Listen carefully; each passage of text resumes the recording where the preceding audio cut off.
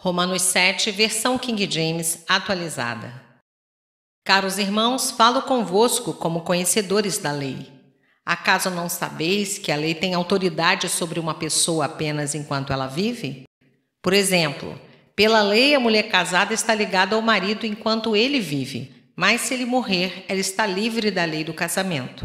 Por isso, se ela se casar com outro homem enquanto seu marido ainda estiver vivo, será considerada adúltera. Mas se o marido morrer, ela estará livre daquela lei, e mesmo que venha se casar com outro homem, não estará adulterando. Assim também, vós, meus irmãos, morrestes quanto à lei mediante o corpo de Cristo, para pertencerdes a outro, aquele que ressuscitou dentre os mortos, a fim de que frutifiquemos para Deus. Pois quando éramos dominados pela natureza pecaminosa, as paixões dos pecados, instigadas pela própria lei, agiam livremente em nosso corpo, de maneira que dávamos frutos para a morte. Mas agora fomos libertos da lei, havendo morrido para aquilo que nos aprisionava, para servirmos de acordo com a nova ministração do Espírito, e não conforme a velha forma da lei escrita. Portanto, que concluiremos? A lei é pecado? De forma alguma. De fato, eu não teria como saber o que é pecado a não ser por intermédio da lei, porquanto, na realidade, eu não haveria conhecido a cobiça se primeiro a lei não tivesse dito, não cobiçarás. Mas o pecado, aproveitando-se da ocasião dada pelo mandamento, provocou em mim todo tipo de cobiça, porque onde não há lei, o pecado está morto. Antes eu vivia sem a lei, mas quando veio o mandamento, o pecado reviveu e eu fui ferido de morte.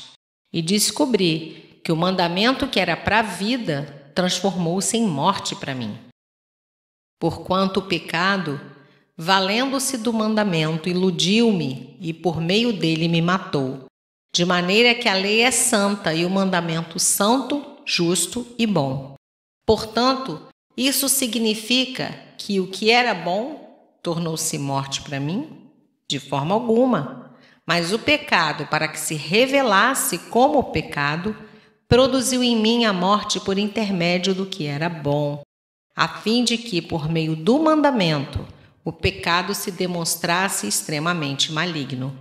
Porquanto é do nosso pleno conhecimento de que a lei é espiritual. Eu, entretanto, sou limitado pela carne, pois fui vendido como escravo ao pecado, pois não compreendo meu próprio modo de agir, porquanto o que quero, isso não pratico. Entretanto, o que detesto, isso me entrego a fazer. Ora, e se faço o que não desejo, tenho que admitir que a lei é boa. Nesse sentido, não sou mais eu quem determina o meu agir, mas sim o pecado que habita em mim. Porque sei que na minha pessoa, isto é, na minha carne, não reside bem algum, porquanto o desejar bem está presente em meu coração, contudo não consigo realizá-lo. Pois o que pratico não é o bem que eu almejo, mas o mal que eu não quero realizar, esse eu sigo praticando. Ora, e se faço o que não quero, já não sou eu quem o realiza, mas o pecado que reside em mim. Assim descubro essa lei em minha própria carne.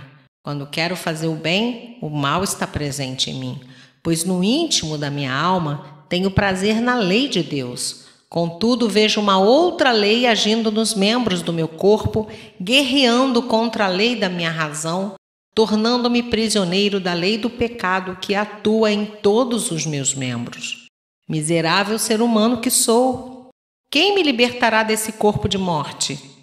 Graças a Deus, por Jesus Cristo nosso Senhor, de modo que eu mesmo com a razão sirvo a lei de Deus, mas com a carne a lei do pecado.